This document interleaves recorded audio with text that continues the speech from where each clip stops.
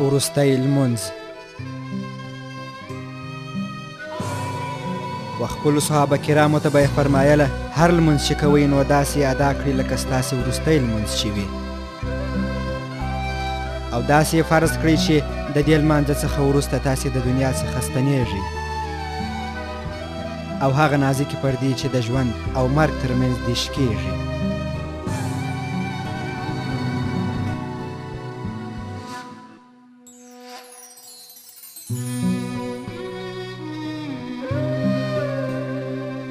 مسلمانان په مسجد شریف کې په انتظار ناست وه او د خپلو ځانو سره به یې ویله آیا کېدای شي چې هغه به د لمانځه د اداینې لپاره و مسجد شریف ته تشریف راوړي؟ او دوی ټوله په اندېښنه کې وه، ځکه چې د حضرت محمد صلی الله علیه وسلم د ناروغۍ څخه 14 ورځې کېدلې. د پنجشنبې د ورځې څخه هغه 4 ورځې ونه توانېد چې مسجد شریف ته تشریف راوړي. د چهارشنبې په ورځ د ډېرې سختې ناروغۍ له امله بېهوشه سو، او کله چې په هوش راغی نو مسجد ته یې تشریف راوړ. معلومداره و چې د اصحابو کرامو سره د خدای پامانۍ په خاطر و مسجد شریف ته راغلی دی. راغلی دی تر څو د خپلو یارانو سره مخه وکړي. بله په همدغه ورځو د خدای رسول صلی الله علیه وسلم د خپلو یارانو په منځ کې داسې ویلي وه: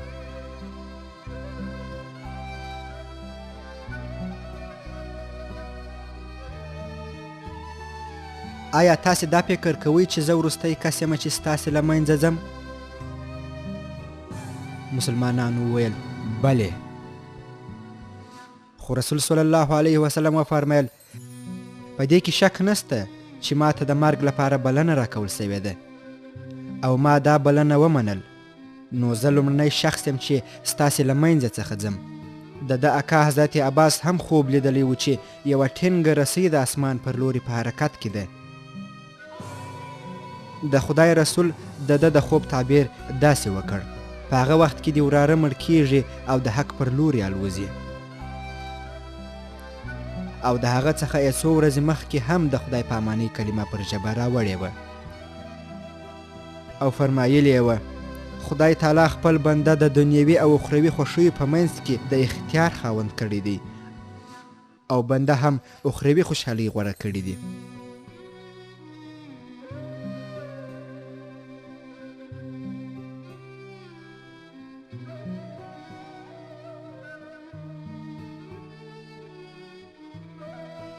په دې وخت کې د مسجد د کونج څخه په لوړ غږ کې نارې اورېدل کېدې: زما مور او پلار دې تر تا قربان سي ای د خدای رسوله.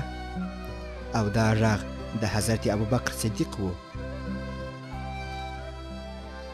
شاید د خدای رسول په دې ورځو کې د هغه په اړه فرمایلي وه: که چیرې بې له خدای جل جلاله څخه ما بل دوست غوره کولی نو بې شکه چې ابوبکر به مې غوره کړی وی. او امر یې وکړ چې د مسجد ټوله دروازې دې وتړل سي بې له د حضرت ابوبکر د ننوتلو د دروازې څخه. ټول مسلمانان په اندېښنه کې وه او د خدای رسول صلی الله علیه وسلم د ناروغۍ په خاطر ټوله غمجن وه. د اسلام ستر پیغمبر د 2 تنو په مرسته و مسجد شریف ته تشریف راوړ. مسلمانان یې مخاطب کړه او داسې یې وفرمیل: ای انسانانو، څرنګه چې زه پوهېږم تاسې زما د مړینې په اړه غمجن یاست. آیا تر ما د مخه کوم پیغمبر ژوندی او د تل لپاره پاتې سوی دی چې زه ژوندی او د تل لپاره پاتې سم؟ زما ملګرو، په یاد ولرئ چې موږ او تاسې ټول به د خپل رب په لوري ولاړ سو. وروستی لمونځ چې هغه د حضرت محمد صلی الله علیه وسلم په امامت سره ادا سو، هغه د پنجشنبې د ورځې د ماښام لمونځ و، او په دې لمانځه کې د مرسلات سورت تلاوت کړی و. والمرسلات عرفا فالعاصفات عصفا والناشرات نشرا فالفارقات فرقا فالملقيات ذكرا عذرا أو نذرا. کله چې حضرت بلال رضی الله تعالی عنه د ماخوستن د لمانځه اذان ادا کړ،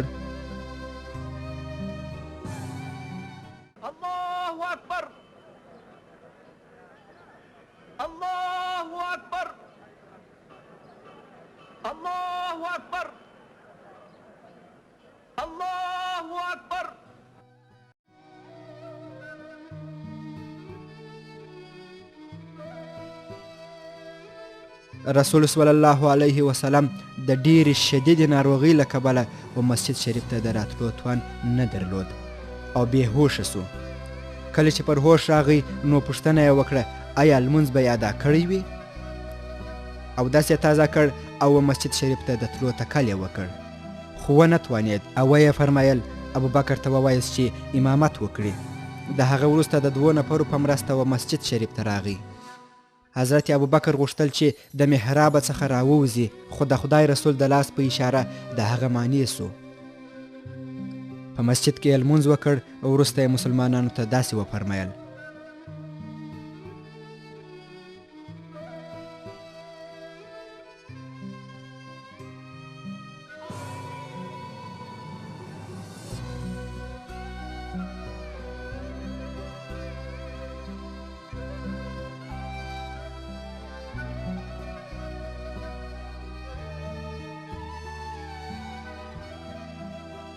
نور نو زما او ستاسې ترمنځ د بیلتون وخت را رسېدلی دی. هیڅ شک نسته چې زه یو بنده یم. هر څوک چې غوښتنه لري را دې سي زما څخه دې وغواړي. حتی هغه 2 میاشتې د مخه هم د خپلو صحابو څخه د خدای پاماني کوله. کله چې معاذ یمن ته استوی هغه یې ځان ته راوغوښت او داسې یې ورته وفرمایل: ای معاذه، د دې څخه وروسته به ما ونه وینې. کله چې د یمن څخه بیرته راوګرځې یوازې به زما مسجد او مقبره ووینې. د دوشنبې په ورځ چې د حق پر لوري الوتی، خپل د هر دوست سره یې مخه وکړه او په هغه ورځ د بیبي خدیجې رضی الله تعالی عنها زیارت ته هم ولاړ. هغه څوک چې خپل د عمر 4مه برخه یې د ده سره تېره کړې وه. هغه یو وفاداره انسانه وه او دا زیارت هم د وفا د زیارت په نامه منل سوی و.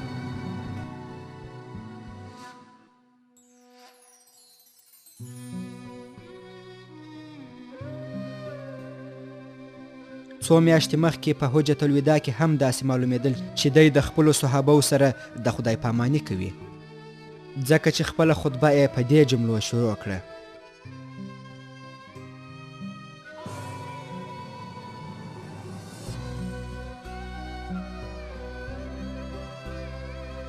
ای انسانانو، زما و خبرو ته ښه غوږ ونیسئ، ځکه چې د دې کال څخه وروسته به زه ستاسې سره په دې مقام کې ونه وینم.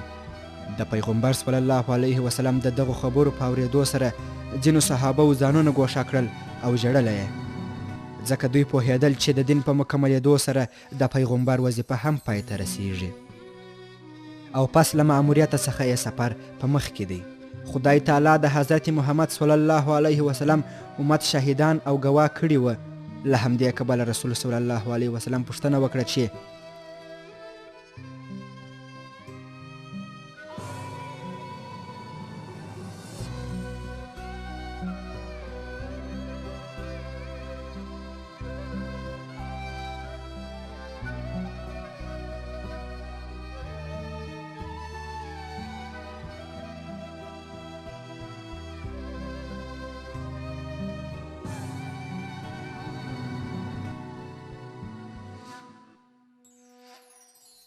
سبا به ستاسو څخه زما په اړه پوښتنه وسي، تاسې به څه ووایاست؟ آیا ما خپل وظیفه ترسره کړې ده؟ د عرفات میدان لکه دیګ ایښی دی. بلې، ټولو وویل بلې، موږ شهادت ورکوو چې تاسې خپله وظیفه ادا کړې ده. رسول صلی الله علیه وسلم خپله د شهادت ګوته د اسمان په لوري پورته کړه او داسې وفرمایل: الهي، ته شاهد واوسه. او هر جمله یې د خدای پاماني په معنا وه او د 23 کلو خاطرې یې سترګو ته درېدلې. خلک یې پوهول چې د ده جدایي او رحلت باید وزغمي او کله کله به یې خپل غږ لوړ کړ او به یې فرمایل چې د حج مناسک زما څخه زده کړي، ځکه چې د دې وروسته به زه حج ونه کړم. او د احد و غره ته په تلو سره یې د حضرت حمزه او هغه اصحاب چې هلته ښخ وو خدای پاماني وکړه او همدا شان یې د هغو اصحابو سره خدای پاماني وکړه چې په جنت البقیع کې ښخ وه.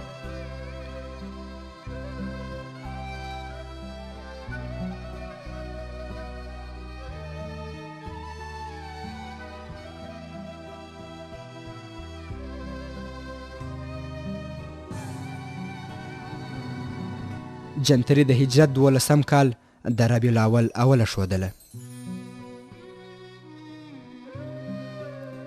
خلک د حضرت بلال رضی الله تعالی عنه په اذان سره د تل په شان و مسجد ته راغلي وه. ناببره د مسجد په کونج کې خوځښت وسو. د ام المؤمنین حضرت عایشه رضی الله تعالی عنها د حجرې پرده پورته سوه او پیغمبر صلی الله علیه وسلم خپل په مبارک نور سره ټوله مسجد روښانه کړی و. د خدای رسول خپل مبارک سر په یوه ټوکره کې پیچلی و او دروازې ته نږدې ودرېدی. خپل په مبارکو او منورو سترګو یې د مسجد محراب ته کتل او ټولو ته یې مسکا کوله.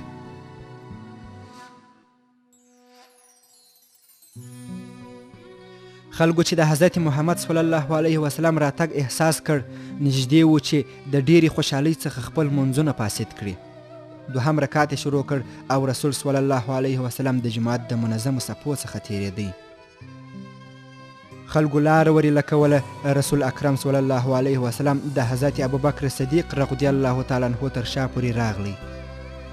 حضرت ابوبکر صدیق غوښتل چې شاته سي، خو حضرت محمد صلی الله علیه وسلم د ابوبکر پر اوږه لاس کښېښود تر څو لمانځه ته ادامه ورکړي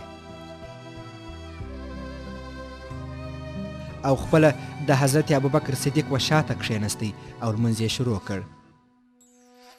کله چې امام سلام وګرځاوه نو رسول صلی الله علیه وسلم ولاړ سو تر څو خپل تیر سوی رکعت پوره کړي او دا د حضرت محمد صلی الله علیه وسلم وروستی لمونځ و. هغه د لمانځه څخه وروسته یوه ستون ته تکیه وکړه او په لوړ اواز یې خپل اصحاب د هغه پیښو څخه چې پیښېدونکي وې خبر کړل او بیا یې وفرمایل: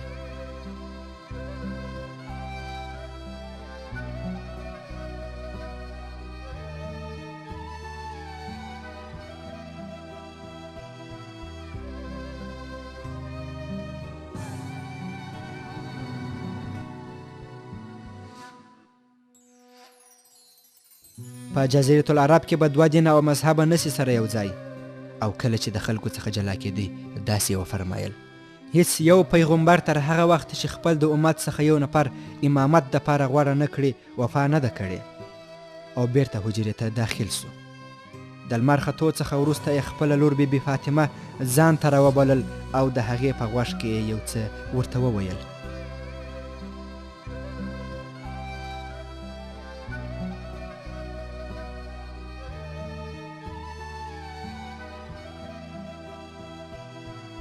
فاطمه زما د وجود یوه ټوټه یې.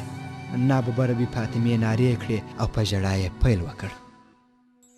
او محمد صلی الله علیه وسلم بیا د بی بی فاطمې په غوږ کې نور څه وویل او دا پله بی بی فاطمه د خوشحالۍ څخه په کالو کې نه ځایېدل.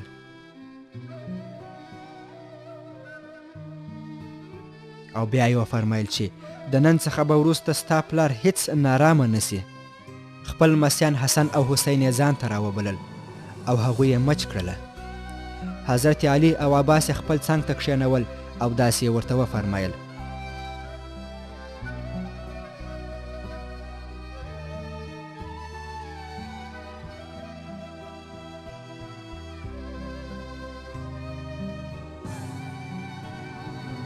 ډېر ژر به ستاسې پیغمبر ابدي نړۍ ته ولاړ سي. یوه ورځ د مخه یې نوکرانو او مریانو ته د ازادۍ لاره ورښودلې وه او 2 دیناره چې د بیبي عایشې سره موجود وه مسکینانو ته وویشل او سره زر یې په لاس کې وه حساب یې کړل او حضرت علي ته یې ورکړل تر څو مسکینانو ته یې وویشي. په دغه وخت کې یې وفرمیل: دا څنګه کېدای سي چې محمد خپل وخت خدای ته ولاړ سي او دا شیان د هغه سره موجود وي او خپلې وسلې یې هم مسلمانانو ته ویشلې وې.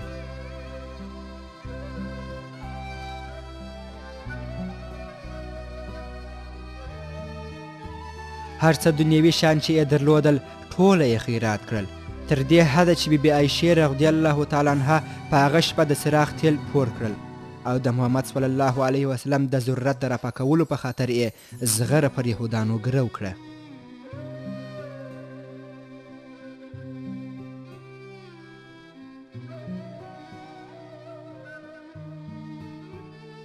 د مریضۍ شدت یې وار په وار ډېرېدی او د بیبي عایشې سره یې په دې ډول د زړه راز ووایه.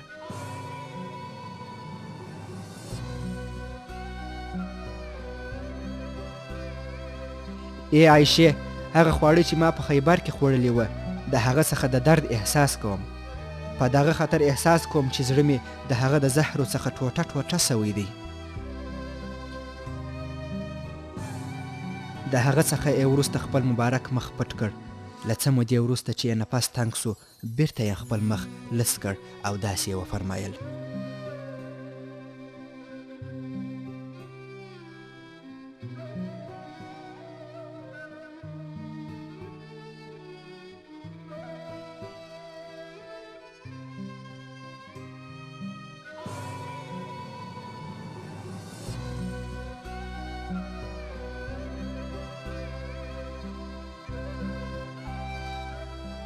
په دې وخت کې د لمانځه په اړه خبرې وکړې او په وار وار یې لمونځ ووایه او دا جمله یې تکراروله: هغه شیان چې تاسې ته امانت سوي وي متوجه واوسئ چې امانت کې خیانت ونه کړي. جبرائیل امین بیا راغی، خو دا پلا لږ څه توپیر موجود و. د بې ساره ملایکو موجودیت د رسول صلی الله علیه وسلم په مبارک حضور کې 80,000 ملایکې چې د 80,000 نورو ملایکو مشرتوب یې په غاړه و د ده په حضور کې راټولې سوي وې.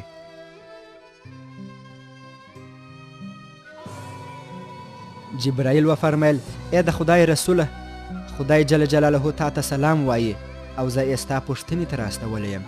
که څه هم خدای جل جلاله ستا له حاله ښه خبر دی، خو بیا یې هم زه راواستولم چې ستا څخه وپوښتم چې ته څه احساس کوې او څنګه یې. په جواب کې ورته وفرمیل: ای جبرائیله، لږ څه بې حاله او بې حوصلې یم، بدن مې ډېر شدید درد کوي. جبرائیل ورنږدې سو او ورته ویې فرمیل: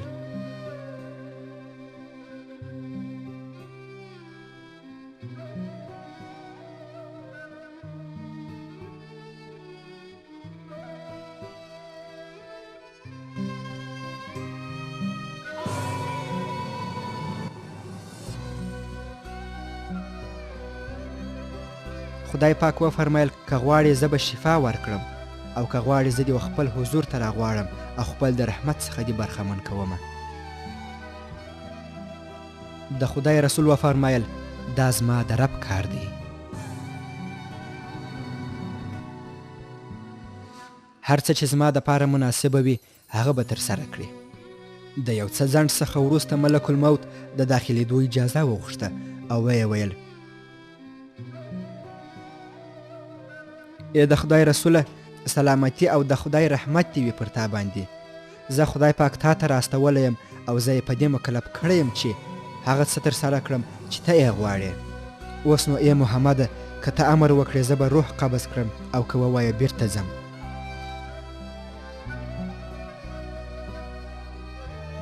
و ملک الموت ته یې وفرمیل چې خپله وظیفه ترسره کړه.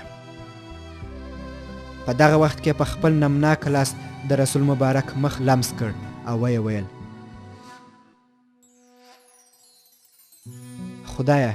خدایه زما سره د روح په قبضولو کې مرسته وکړه.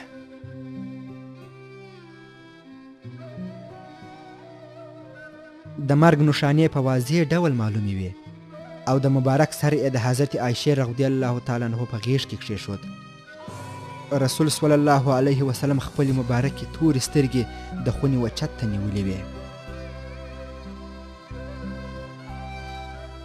په دې وخت کې عبدالرحمن د ابوبکر زوی داخل سو. د هغه په لاس کې مسواک و. د محمد صلی الله علیه وسلم سترګې پر مسواک ولګېدې او بیبي عایشه پوه سوه چې پیغمبر صلی الله علیه وسلم مسواک غواړي. د محمد صلی الله علیه وسلم څخه یې پوښتنه وکړه چې هغه مسواک درته راواخلم. حضرت سرور کائنات خپل مبارک سر د هو ویلو په خاطر وښوراوه. معلومداره خبره وه چې ژبې د خبرو کولو یاري نه کوله. بیبي عایشې د خپل ورور د لاس څخه مسواک واخیست، خپل په خوله یې لوند کړ او د رسول صلی الله علیه وسلم په غاښو کې یې ورکړ.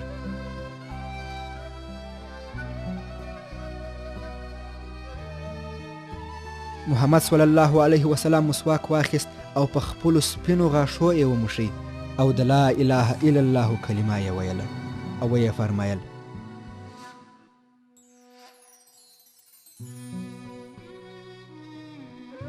بې له شکه چې مرګ حق دی. خپله ګوته یې پورته کړه او سترګې یې وچت نیولې وې او شونډان یې هم ښورېدل. ام المؤمنین په دې خاطر چې خبرې یې واوري خپل غوږ یې د ده مبارک و خولې ته ورنږدې کړ. د اسلام ستر پیغمبر داسې فرمایله: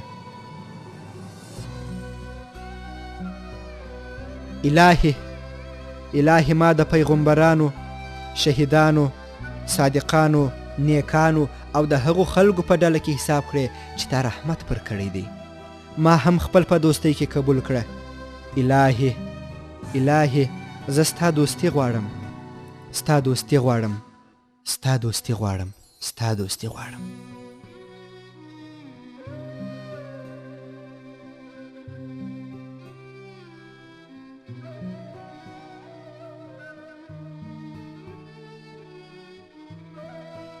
درې شپېته کاله مخکې د دوشنبې په ورځ یې خپل په ژوند پیل کړی و. بیا یې هم په دغه ورځ خپل ژوند ته د پای ټکی کښېښود. د 23 کلو په جریان کې الهي وحي د باران په څېر اورېدې او د خدای رسول داسې کتاب تر شا پرېښود چې د قیامت تر ورځې به د ټولو سوالو جواب وایي. د سهار د لمانځه پر وخت یې د حجرې پرده پورته کړه. په محراب کې ولاړ امام ته یې کتل او په دې پوهېدی چې دا به پر مځکه امانت نسي پاته او یو څوک سته چې د ده څخه وروسته د ده لاره تعقیب کړي.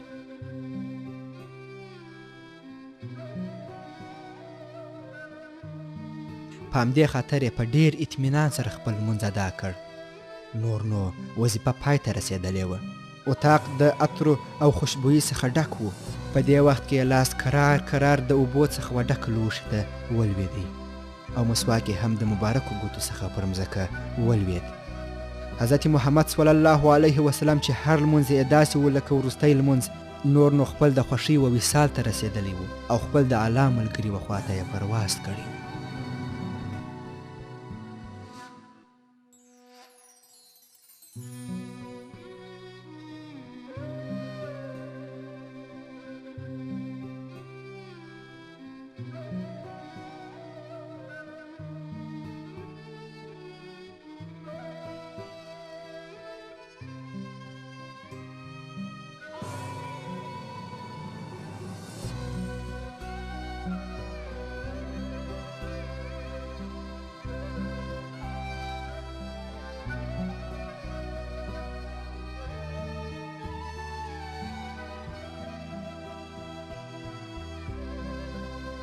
حجة الوداع. په سره اهار کې د غونډۍ پر څوکه چیرته ولاړ و نازولی د خدای، ورته راټول و بې حسابه خلک چې واوري څه وایي ښاغلی د خدای.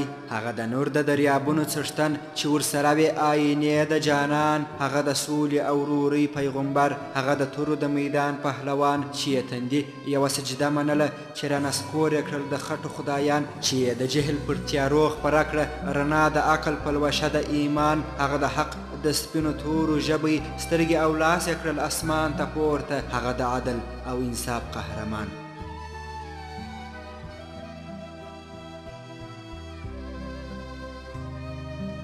ویلې واوري زه به تل نه یمه ستاسې له منځه بل جهان ته ځمه، ما مې کتاب درکړ د لارې مشال، پر هغه لاره خپل جانان ته ځمه.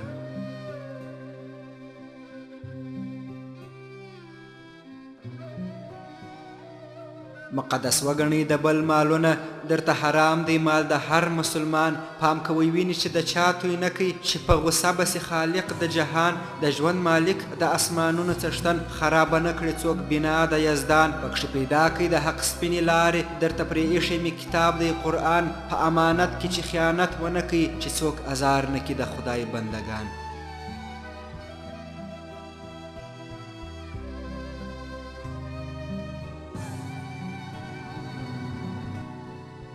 دا بل وصیت مې دی د ښځې په نوم، دا ښایسته رنګین مخلوق د سبحان. ښځه د کور، ښځه د ژوند زینت ده، ښځه ناموس دی، ښځه مور د انسان. ښځه ښایسته لکه د ګلو ګیډۍ، ورکړی رنګ د جنتونو باغبان.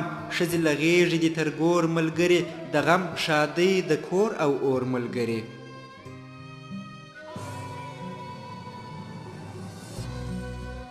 د د حق مشال وی له خلکو واوري د حق په مخ کې انسانان دی یو شان عرب عجم که په رنګ تور که سپین دی په ترازو کې د یزدان دی یو شان هلته عمل دی د هر چا ملګری صاحب غلام او سلطانان دی یو شان ټوله په امر د سبحان رهیسي نه چې پر لارې د شیطان رهیسي هغه دشمن دی د آدم د اولاد هم به مدین او هم دنیا کې برباد که وصیتونه مې د چاوي په یاد په دواړو کونو به یې زړونه وي شاد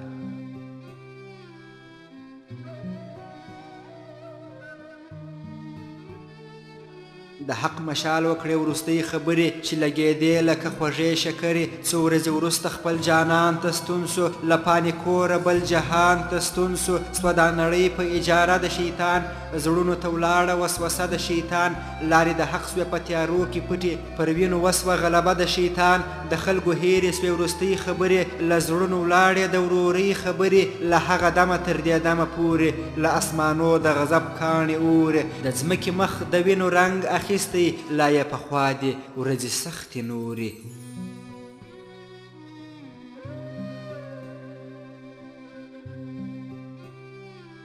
هغه د عدل او انصاف قهرمان په وروستۍ ورځ یو حقیقت کړ بیان چې زه پر مځکه یم وروستی پیغمبر بل درته نه راځي د خدای رهبر ما درته راوړ له اسمانه کتاب له خپل خالق له خپل جانانه کتاب پکښې څرګند دي د جهان لارې دي هم د رحمان هم د شیطان لارې دي